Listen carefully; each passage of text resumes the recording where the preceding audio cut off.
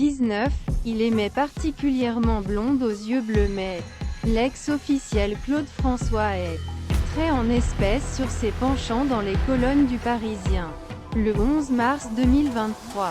Pour 45 ans de la mort, Claude, son ancien batteur, néilophile, est sorti du silence. Dans les colonnes du Parisien.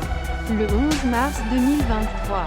Pendant les 45 ans de la mort de Claude François, son ancien batteur, néilophile, est sorti du silence. Le 11 mars 1978. Claude François a perdu la vie l'œdème pulmonaire, causé par une électrocution accidentelle dans sa salle de bain, alors qu'il était au sommet de sa carrière. 45 ans plus tard. Son ancien batteur, néilophile, est sorti du silence dans les colonnes des Parisiens. Le 11 mars 2023, le musicien a accepté de prononcer son témoignage au célèbre chanteur, assurant qu'il n'était pas des jours à l'easy pour travailler avec lui. Il était très exigeant. C'est vrai. Pendant un concert, il pouvait insulter nous devant un public qui ne comprenait rien sur la scène. Quand il était en colère, il a glissé des messages dans les mots de ses chansons.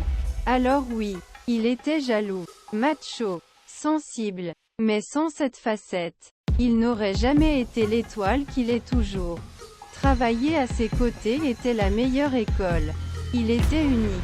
A demander les rumeurs concernant l'attraction qui Claude François pourrait avoir.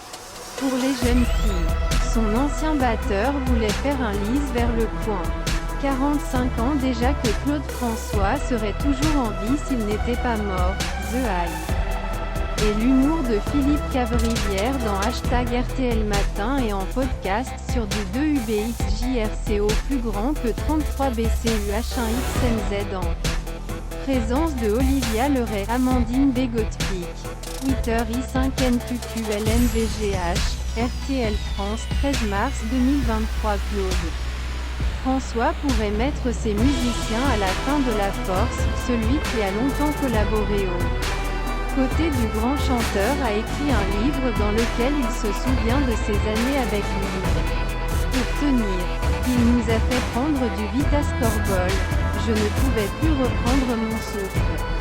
Nous lisons toujours des mots de Neilo-Sense. Malgré tout, il regrette quoi que ce soit de son expérience avec Claude François.